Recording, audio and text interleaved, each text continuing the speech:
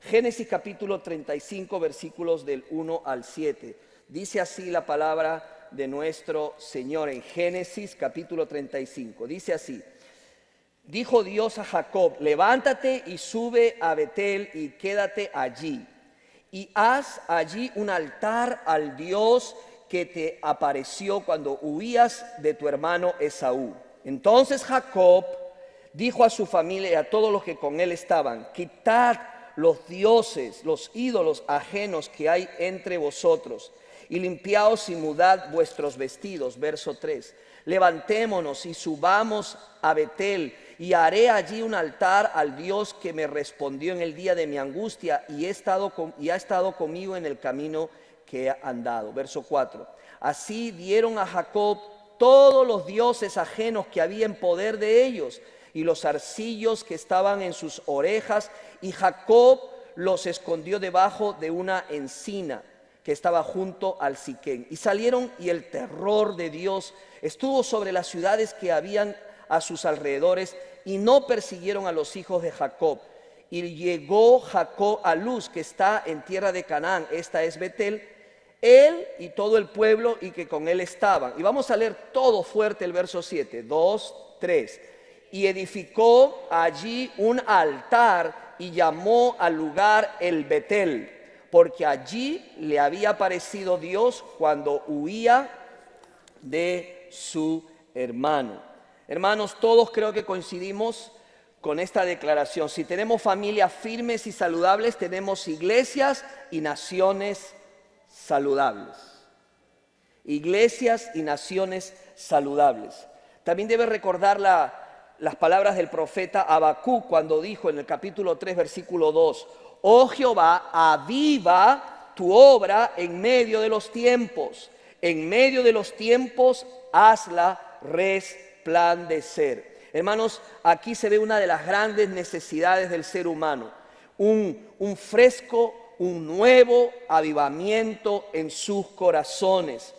La palabra de Dios dice: aviva tu obra en medio de los tiempos. Y yo creo que es válido, cuando hablamos de aviva tu obra, poder decir también: aviva mi familia. Y ese es el tema que quiero compartir con ustedes en esta serie que hemos llamado Salvemos la Familia. Salvemos la familia. Y hoy quiero compartir con ustedes este tema con todos ustedes. Dios aviva mi familia. Dios aviva mi familia. Entonces, cuando Habacuc dice aviva tu obra, podemos decir también aviva mi familia, Señor. Estoy hablando de un avivamiento espiritual. Estoy hablando de un retorno, de un regreso a nuestro Dios. Estoy hablando de permitirle al Señor hacer su obra en nuestras vidas. Todos sabemos, hermano, qué dolor trae nuestro corazón ver a algunos miembros de nuestras familias apartados de Dios. Ver a algunos miembros de nuestras familias que en un momento dado estaban en la iglesia y luego desaparecen, le dan la espalda al Señor. Vivimos tiempos de una frialdad o indiferencia por las cosas del Señor. Las cosas del Señor no interesan como antes. Las cosas del Señor no les llama la atención a muchos miembros de la familia, ya sea padres, madres, hijos. ¿Por qué pasa esto? ¿Por qué viene ese enfriamiento, esa indiferencia? Quizás porque algunos están viviendo más para su propio negocio, para sus propias vidas, para sus propios intereses, para su propia misión, para sus diversiones, para sus placeres, para sus propiedades y no para el Señor. Tu familia vive para su misión o vive para la misión de Dios. Un gran dolor, hermanos, en nuestro corazón surge cuando vemos a miembros de la familia que han conocido a Dios y luego le dan la espalda al Señor. Es como una rebeldía, es como un rechazo a las cosas del Señor. Y la palabra de Dios dice que es peor haber conocido a Dios y apartarse de Él. Así que, hermanos, aquí vemos en esta historia que hemos leído a Jacob, quien nos ocuparemos de hoy. Este fue un padre, un hombre de Dios, pero al parecer fracasó. Había un fracaso en su vida como padre. Y él tuvo que reconocerlo. Le vamos a ver, hermanos, también en su trayectoria, trayendo a su familia hacia Dios, haciendo su mejor esfuerzo para traer a su familia al Señor. Y juntamente con esta historia, Oremos para que también nosotros podamos tener e iniciar esa renovación familiar, ese avivamiento espiritual. Procuremos ese avivamiento espiritual en nuestras familias. La pregunta es, ¿cómo lo hacemos? ¿Cómo hacerlo? Aquí lo veremos con esta historia. Así que lo primero que quiero que noten es que necesitamos regresar al lugar del primer encuentro. Número 1, necesitamos regresar al lugar del primer encuentro. Mira lo que dice el versículo 1, otra vez. Dice, dijo Dios a Jacob, levántate y sube al Betel y quédate allí y haz un altar al Dios que te apareció cuando huías de tu hermano Esaú. Regresa al Betel. Hermanos, el Betel tiene una gran importancia, tenía una gran importancia en la vida de Jacob. Ustedes deben saber que él en este lugar tuvo un sueño muy curioso, porque en el sueño se veía una escalera que iba de la tierra al cielo, donde subían y bajaban ángeles. En la cúspide dice que él vio a Dios en su trono, y allí fueron ratificadas promesas que se le había hecho al abuelo Abraham, también se le había hecho a su padre Isaac, y también se las hace a él. Se renuevan esas promesas y esos pactos. Y además Dios le dice a Jacob, yo seré tu protector, yo seré tu cuidador. Hermanos, el problema era que Jacob se apartó de Dios.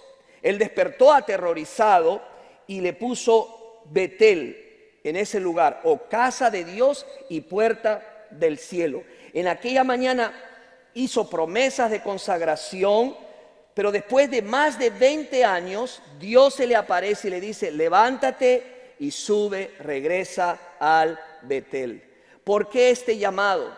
¿Y por qué Dios nos está llamando, hermanos? ¿Por qué estamos haciendo esta serie sobre la familia? ¿Sabes por qué? Porque Dios está llamando a la familia a volver a Dios. Nos está llamando como padres, como hijos, a volver al Señor, a retornar al Señor. Dios va a hacer algo nuevo con nosotros. ¿Cuántos lo creen? Dios va a hacer algo nuevo en tu familia, pero Él nos está llamando, nos está pidiendo que regresemos a ese primer amor, a ese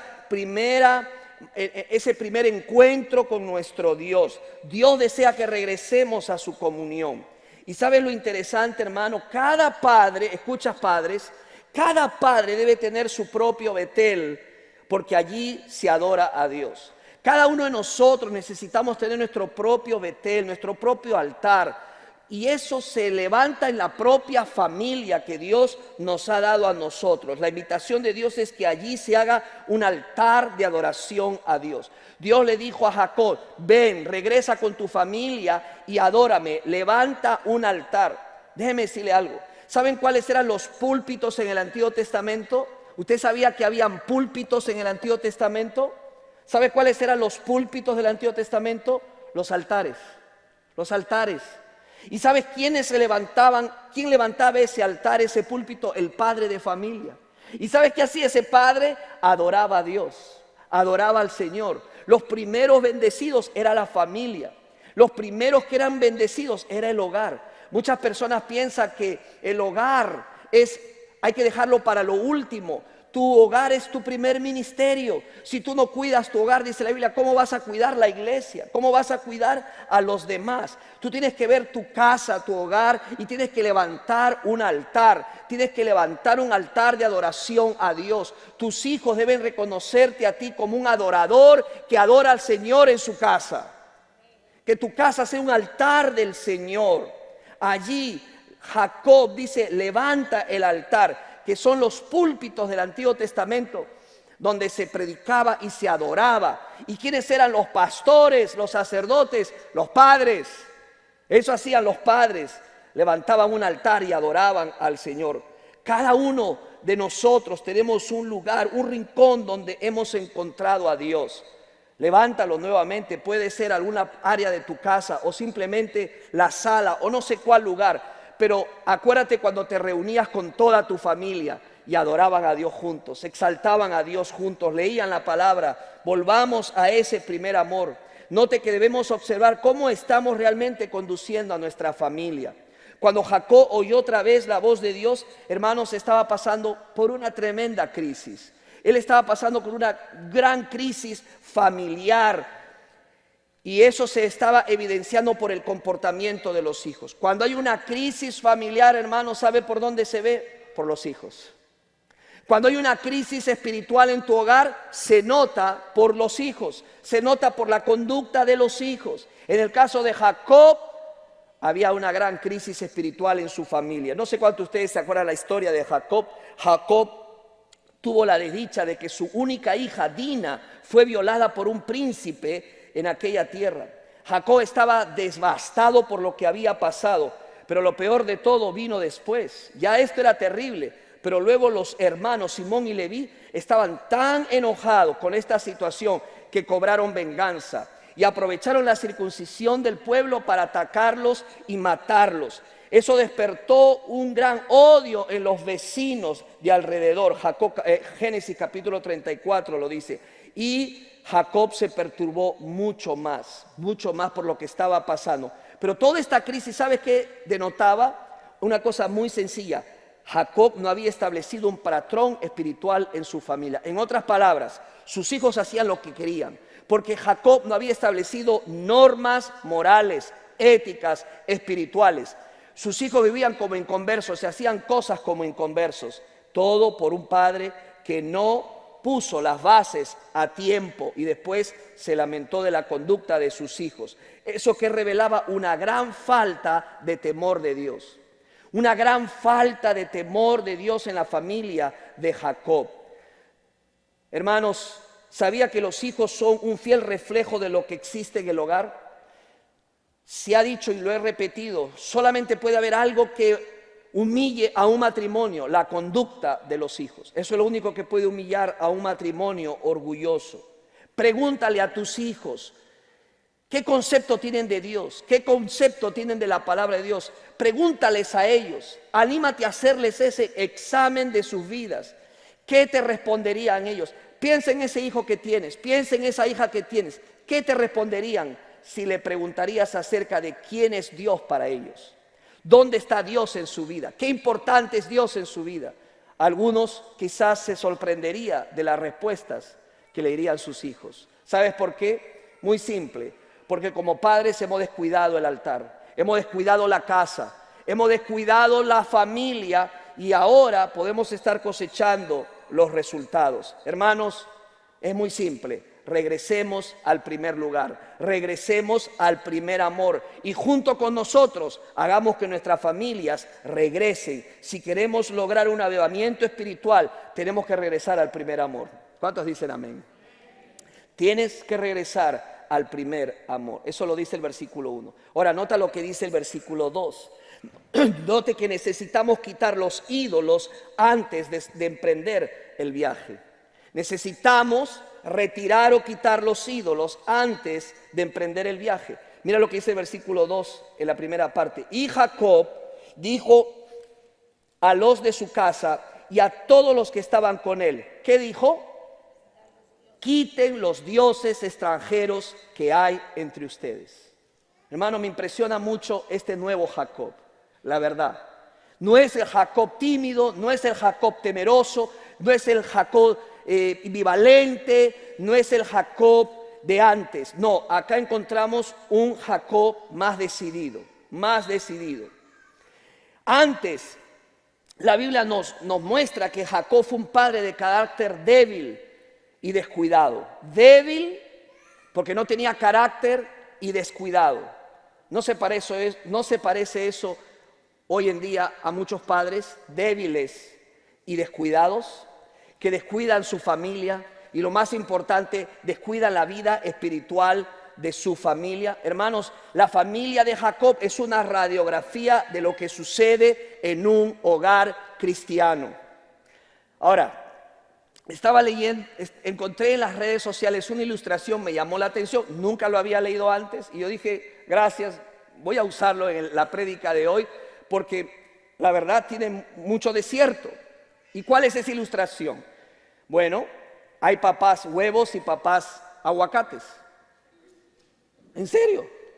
Y a mí yo dije, oye, eso está muy bueno para decirlo porque tiene razón. ¿Quién es un papá huevo y un papá aguacate? Imagínese, ilústrese en su mente cómo es un huevo y cómo es un aguacate. Y ya podrá entender hacia dónde voy a ir. ¿Cómo es o quién es el papá huevo? El papá huevo se muestra fuerte al principio, ¿no? Cuando la hijita viene y le pregunta, ¿puedo ir a la fiesta? Ese papá dice, no, no vas. Pero empieza el drama de la niña, ¿verdad? Ay, no, ¿cómo me vas a dejar de ir a ese lugar? Voy a ser la niña más desdichada de todas las amigas. Déjame ir. Y empieza el drama, el llanto. Y ese papá huevo, ¿qué hace? Va ablandándose. Se va ablandando, se va chorreando ahí. Bueno, pues, ve, hijita, ve, ¿no? Pero llegas a las 10 de la noche, ese papá es así, ¿no? Llega a las 10 de la noche y la hija llega a las 4 de la mañana y cuando toca la puerta, ay, gracias Señor porque volvió viva. Padre huevo, débiles, sin carácter, ¿verdad? Pero no se ría tanto, hermana, también hay madres huevo, que en el llanto se doblegan a la voluntad de los hijos, lo que quieren los hijos, y al final, hermanos, nos reímos, pero los hogares empiezan a ser conducidos por los hijos, no por los padres. ¿Qué quieres? Se le pregunta a los niños, ¿qué quieres? ¿Qué quieres? ¿Qué deseas? Todo se le pregunta a ellos. La verdad, son los hijos los que dirigen el hogar. Pero está el padre aguacate. ¿Cuántos padres aguacates hay aquí? El padre aguacate es como el aguacate, no tiene esa piedra, esa dureza, ¿verdad? El padre aguacate es firme en sus decisiones, tiene un carácter fuerte, no agresivo, no grita, no impone, pero es de una sola pieza, es cuidadoso de su familia. Su hijita viene y le dice, déjame ir a la fiesta, todo, yo quiero ir. No vas, tú no vas. Y ella le dice, pero todas van, pero tú no. Usted no se va, no va, se queda. Eso no es bueno para usted, ¿verdad? Y empieza el drama. Ay, papá, yo voy a ser la niña más desdichada, pero yo voy a hablar con mi mamá. Ya hablé con tu mamá. Si quieres, habla con ella. Muy importante, los padres tienen que estar de acuerdo los dos, porque los hijos a veces son muy astutos. Van donde uno y van donde el otro. Van donde el papá huevo a veces, o la mamá huevo, ¿verdad? O van porque sabe por dónde pueden conseguir las cosas. Pero ese padre dice, no, no vas. Y esa niña dice, no, voy a ser la niña más desdichada. No te preocupes. Mira, hay una cajita donde pones ahí tus reclamaciones. Vaya, pon ahí sus reclamaciones. Un padre firme, un padre que no es débil, un padre que no es descuidado, que sabe lo que quiere, que es firme, que no importa que su hijo le haga una pataleta, sabe lo que es bueno para su hija, sabe lo que es bueno para su familia. Jacob, mucho tiempo atrás, fue un padre así, pero luego cambió. Gracias a Dios. Él un tiempo fue complaciente, pero luego él cambia, porque sabe lo importante que es traer a su familia al primer encuentro. Él había dejado, hermanos, que la idolatría, escucha, Jacob había dejado que la idolatría invadiera la casa. ¿Escuchaste eso? Jacob, el gran Jacob, uno de los patriarcas del pueblo de Israel, había consentido que la idolatría entrara a su casa. Raquel, la que más él amaba, recuérdense, tenía dos esposas, chacho. Dos tenía. La que más amaba era Raquel, pero Raquel era la principal idólatra del equipo. En serio. Mucho se ha dicho sobre el por qué Raquel le robó a su padre los ídolos. Algunas especulaciones hablan de que esos ídolos tenían un valor familiar. Otros apelan a la codicia porque lógicamente estaban hechos de materiales preciosos, de metales, y el que lo tenía, lo poseía, tenía riqueza. O quizás porque así a través de eso Labán, su padre, podía saber dónde estaban sus hijas, ¿verdad? Puede ser. Otro habla de que esto es algo cultural, que la hija mayor recibía como herencia los ídolos de los padres. Era una situación familiar. Como quiera que haya sido, la familia de Jacob estaba llena de ídolos. Llena de ídolos. Esto revela que Jacob no había hecho a Dios el Señor de su casa. Esto revela que Jacob había permitido otros dioses dentro de su casa. Hermanos, ¿saben lo que pasa? El carácter débil de los padres puede abrir la puerta para que los hijos tengan sus propios ídolos por el consentimiento paterno, por no hacer nada, por la desidia, por la falta de firmeza. Dejamos que los ídolos invadan nuestras casas. Un padre tolerante pudiera abrir la puerta a la idolatría de su familia. Lógicamente hoy no tenemos los ídolos de antaño, pero son otros los ídolos, y tú y yo lo sabemos. Un ídolo por principio es todo aquello que ponemos en el primer lugar de nuestras vidas, al cual nos aferramos y dependemos. Hermanos, querrámoslo o no, muchas familias tienen como su ídolo el trabajo. Todo el tiempo el trabajo, el trabajo.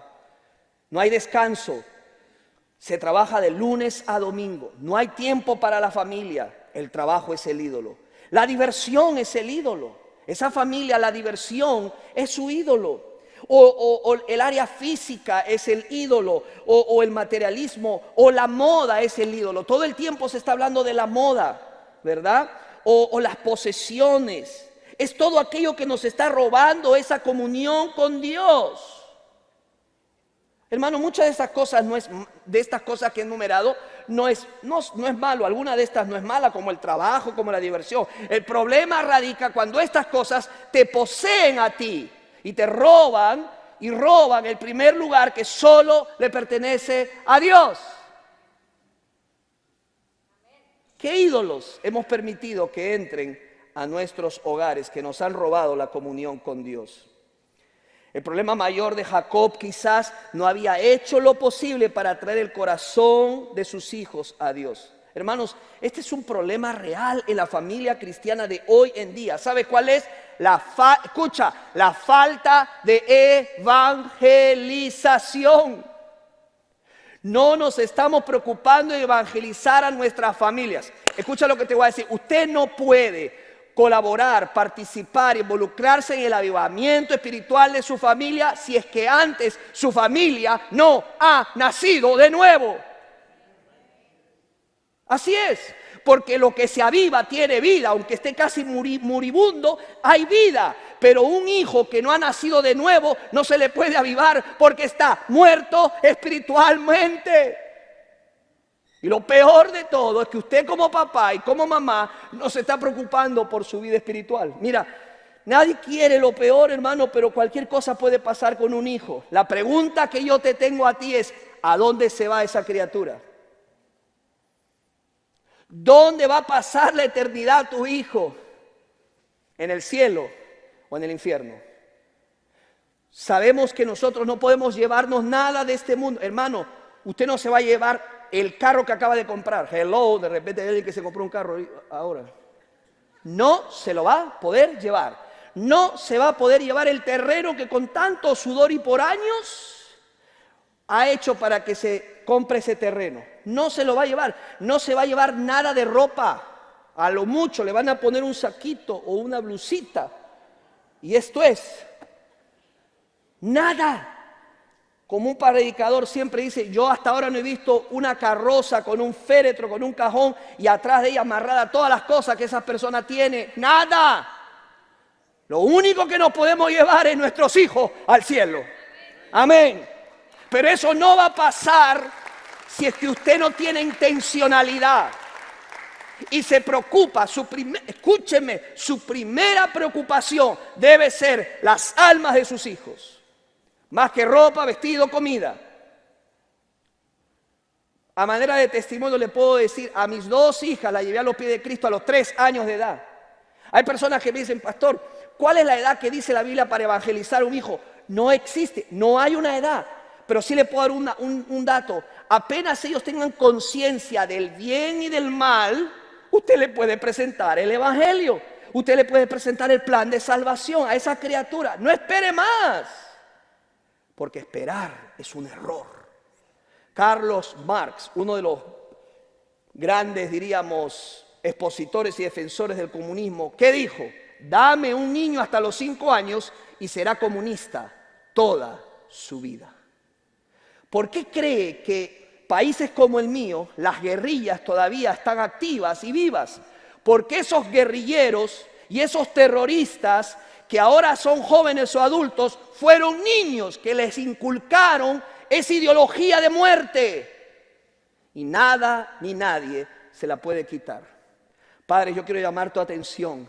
No esperes que otros ganen el alma y el corazón de tu hijo, de tu hija. Gánalos para Cristo. Preocúpate, pastor, yo no sé cómo presentar el plan de salvación. Ven a este servidor, vaya a tu maestro de jóvenes, de niños, pero edúcate, prepárate y que no pase más días en que tú le digas a tu hijo, vamos a hablar de Jesucristo y yo quiero compartirte las buenas nuevas de salvación pronto. Porque está de por medio la eternidad de tu hija, de tu hijo. Porque traerlo a la iglesia no significa que es salva. Hay muchos que dicen, yo nací en un hogar cristiano, pero eso no te salva. Lo que nos salva es poner nuestra fe personal en Jesucristo. La fe en Jesucristo. La salvación es por gracia, por medio de la fe, no por obras, para que nadie se gloríe. Hechos, el libro de los Hechos, ustedes pueden ver, hermanos, el énfasis que los apóstoles le daban a la unidad familiar y a su evangelización, incluyendo a los criados que tenían en la casa. Debe recordarse usted la historia del carcelero de Filipos, Hechos capítulo 16, cuando le dan esta profecía, que por cierto es una profecía específica para él.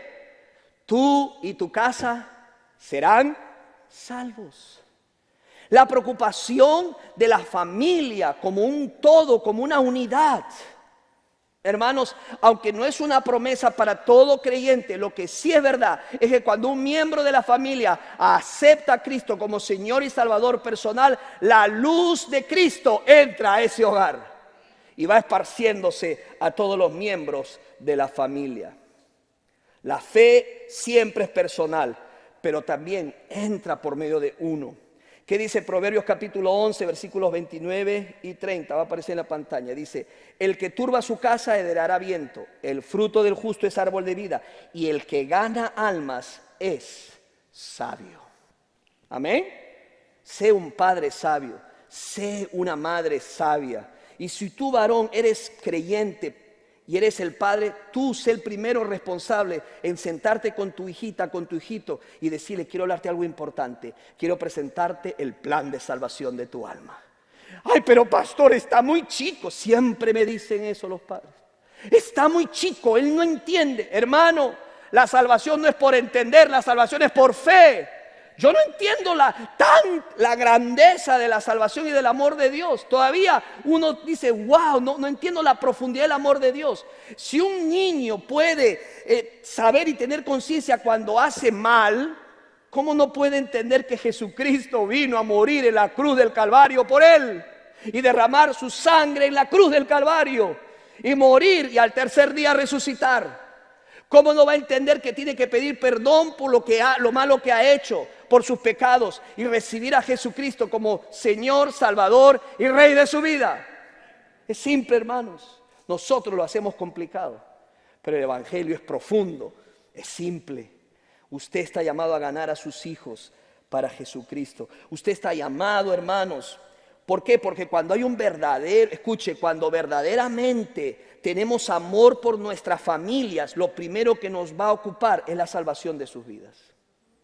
Cuando yo amo a mis hijos, lo primero que me va a quitar el sueño es, mis hijos no han aceptado a Cristo, mi hijo no ha aceptado a Cristo, mi hija no ha aceptado a Cristo. Hermanos, la Biblia es clara. Si uno se muere sin aceptar a Jesucristo como Señor y Salvador personal, después de la muerte viene el juicio. Lleva a tus hijos al cielo. Evangelízalo. Pastor, mi hijo ya creció. No importa. Háblales y asegúrate si ellos son creyentes, seguidores de Jesucristo. Invierte en la vida espiritual de tus hijos. Invierte, hermanos. ¿Cómo puedo decirles a ustedes, padres, las oportunidades que hoy tienen ustedes? Cuando nosotros empezamos como matrimonio, la vida cristiana, juntos, hermanos, no había todo lo que hoy hay. No teníamos acceso a muchas cosas que hoy tenemos acceso. Y ustedes ahora lo tienen. Tienen Awana, por ejemplo. Hermanos, que te da la oportunidad de hacer una inversión de $50 como una suscripción anual para que cubra todo lo que tu hijo necesita para crecer en su fe. Es una inversión. Ay, pero son $50, son 50. Cruzando, te vas a ir al McDonald's y te vas a gastar esa misma cantidad de dinero hoy día en un par de sándwiches y unas papas fritas riquísimas, por cierto. No hay como otras, no hay como ellas. Y vas a pensarlo 2 veces. Hermano, yo que tú, apenas termine el servicio, me voy a la mesa y inscriba a mi hija. Porque yo soy el primer interesado en que mi hija crezca espiritualmente, conozca al Señor y crezca espiritualmente. Usted no podrá promover un avivamiento espiritual en su familia si primero no se asegura que sus hijos y su cónyuge sean salvos y han aceptado a Cristo como Señor y Salvador personal. Pregúntese, si Dios no quiera pasar algo con su hijo, ¿tiene la seguridad que irán al cielo? ¿Sí o no? Respóndamelo en silencio. ¿Sí? Pero pastores, que son tan chicos. Mi hijo es un ángel. Hermanos, ¿sabes qué dijo David? En pecado me concibió mi madre. Romanos 3:23 dice, todos hemos pecado y todos estamos separados de la gloria de Dios. No te estoy hablando de una criatura, de un bebé. Estoy hablando de niños de 3, 4, 5 años que bien pueden entender a su corta edad el plan de salvación. Preséntale a Jesucristo.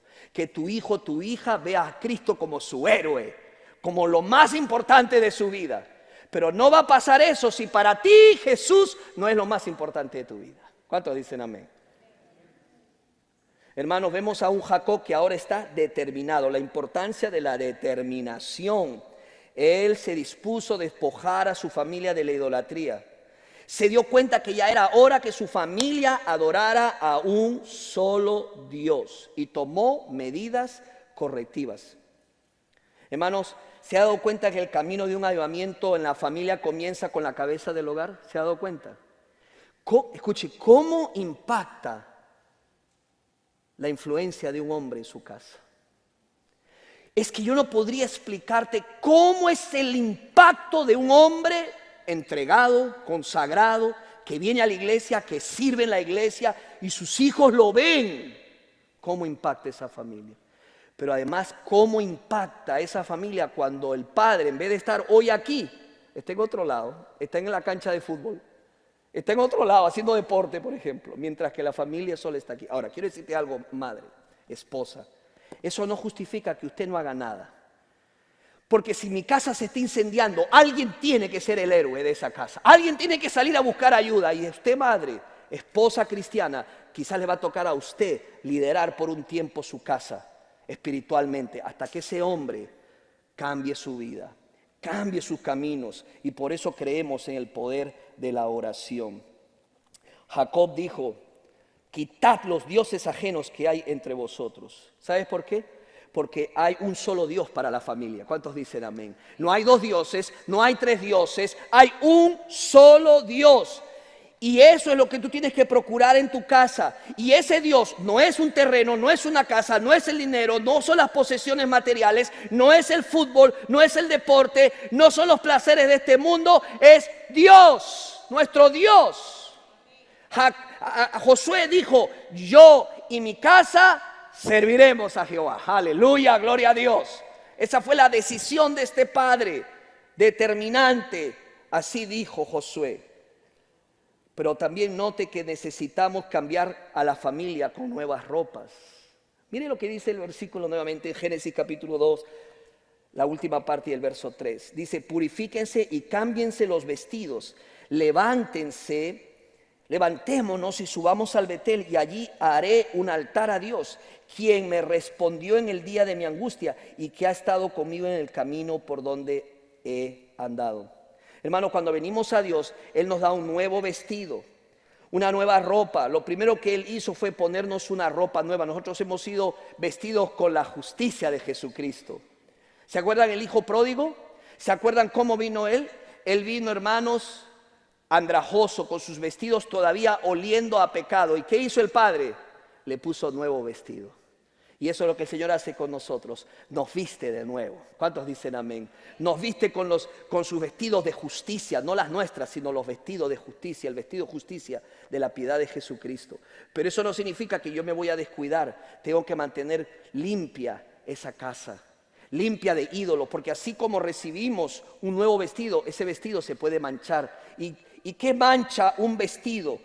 Lo mancha el pecado en la familia. El vestido de la familia puede estar manchado por algún pecado, hermanos, y eso trae consecuencia. ¿Cuál es el llamado entonces de Jacob? Quítense ese ropaje viejo y sucio, pónganse nueva vestidura para presentarnos delante de Dios. Hermano, la palabra de Dios nos dice, por ejemplo, que José, cuando tuvo que presentarse delante del faraón, se puso ropas limpias. Yo le pregunto a usted, si hoy en la noche recibe un email de la Casa Blanca para que el día martes usted tenga una presentación frente a nuestro presidente, ¿cómo iría vestido usted? ¿Cómo se presentaría usted delante del presidente? Yo no creo que con jeans, y no estoy en contra de ponerse jeans, pero yo creo que usted se preocuparía en cómo se presenta delante del presidente. Hermanos, Jacob entendió que su familia se iba a presentar no delante de un faraón, no delante de un rey, no delante de un presidente, se iba a presentar delante del Rey de Reyes y Señor de Señores. Y tenían que ir limpios delante de Dios. Hay que cambiarse todos los días. ¿Usted se cambia de ropa, hermana? ¿Cuántas hermanas dicen amén? ¿Usted, varón, se cambia de ropa? Vale. ¿Se baña? Hay una foto ahí, ¿verdad? Ese caballero, ¿verdad? Se cambia, se alista, se baña. Hermano, ¿por qué hemos perdido ese respeto al presentarnos delante de Dios? Antes veníamos a la iglesia y nos arrodillábamos en nuestras bancas o en el altar y le decíamos, Señor, queremos entrar en tu presencia, límpianos de todo pecado. Antes lo pensábamos 2 veces antes de tomar la Santa Cena porque le decíamos, Señor, examíname si hay pecado en mi vida, te pido perdón. Jacob entendió que había que cambiarse, había que presentarse al Señor, porque el Nuevo Testamento, ¿sabe qué dice? Sin santidad nadie verá al Señor. Esto es bien serio, hermanos, porque a veces hay cristianos que dicen, no siento a Dios como antes, no oro a Dios como antes, no escucho a Dios como antes. ¿Sabes qué? Se nos está haciendo más borrosa la presencia de Dios. ¿Por qué? Porque sin santidad nadie verá a Dios. Qué urgencia renovar el espíritu de nuestra mente y ponernos la nueva ropa todos los días para venir a hablar con el Señor. ¿Por qué a veces no sentimos la presencia de Dios? El pecado hace que no veamos a Dios como antes. Pero, hermanos, para terminar, note que necesitamos obedecer para alcanzar la bendición. Dice el versículo 4 en adelante, entregaron pues a Jacob todos los dioses extranjeros que tenían en su poder y los pendientes que tenían en sus orejas. Escuche lo que está leyendo, mire, entregaron pues a Jacob todos los dioses extranjeros que tenían en su poder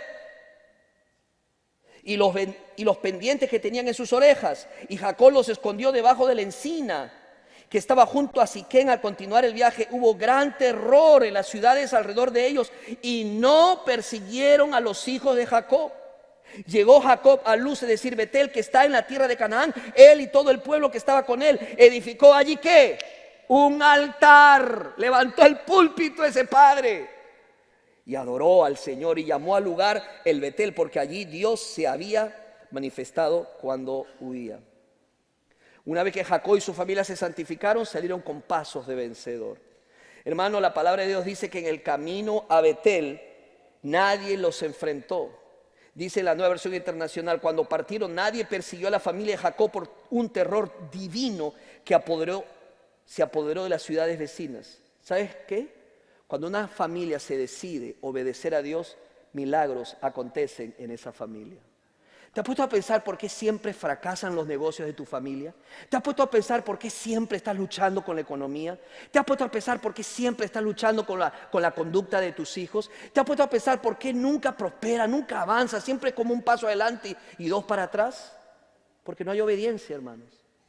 Porque cuando hay obediencia, Dios bendice esa familia. ¿Me escuchó? Dios bendice la familia que camina en obediencia. Y eso es lo que hizo con la familia de Jacob. La bendijo con seguridad y con la protección. Hermanos, Jacob vivió con muchos temores en su vida. El penúltimo fue cuando iba a enfrentarse a su hermano Esaú. Sin embargo, por el cambio operado en su ser, en él y su familia, se cumplió la palabra que dice en Proverbios 6:7. Proverbios 6:7.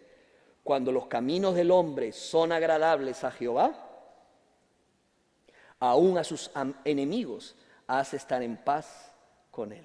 Eso es lo que dice Proverbios. Aún sus enemigos hace estar en paz con él. Esto sucede porque cuando en el seno de la familia se obedece a Dios, escucha, Dios abre las puertas del cielo para bendecirlos. ¿Cuántos quieren que Dios bendiga a sus familias? No, levante su mano. ¿Cuántos quieren que Dios bendiga a tus hijos? Yo quiero que Dios bendiga a mis hijas. Yo quiero que Dios bendiga a mi hogar. Mantén tu mano levantada. Pero yo quiero que hagas algo. Levántala bien alto y dile, Señor, ayúdame a obedecerte, Señor. Que lo que tú dices en tu palabra, yo lo ponga por obra. Aunque no sea popular, aunque me cueste, yo voy a obedecerte, Señor. Porque yo quiero traer bendición a mi familia, no maldición a mi familia. Y porque sé, Señor, que cuando un creyente, un padre, una madre, se decide regresar a ti, buscar el primer amor, reconciliarse contigo y pedir un avivamiento espiritual y camina en obediencia, tú traes bendición a esa casa, Señor. Amén. Acá hay padres y madres que están luchando con problemas en su casa. Necesita un avivamiento espiritual. Ahí donde estás, cierra tus ojos y dile, Señor, yo quiero esa prosperidad espiritual, pero estoy dispuesto a pagar el precio de ponerte a ti en el primer lugar. Sé como Jacob, decídete caminar en obediencia. Ya basta de poner a Dios de último en tu vida. Basta de excusas, papá. Te lo digo de corazón, basta ya de excusas. Arregla tus cuentas con Dios. Trae a tu familia al altar.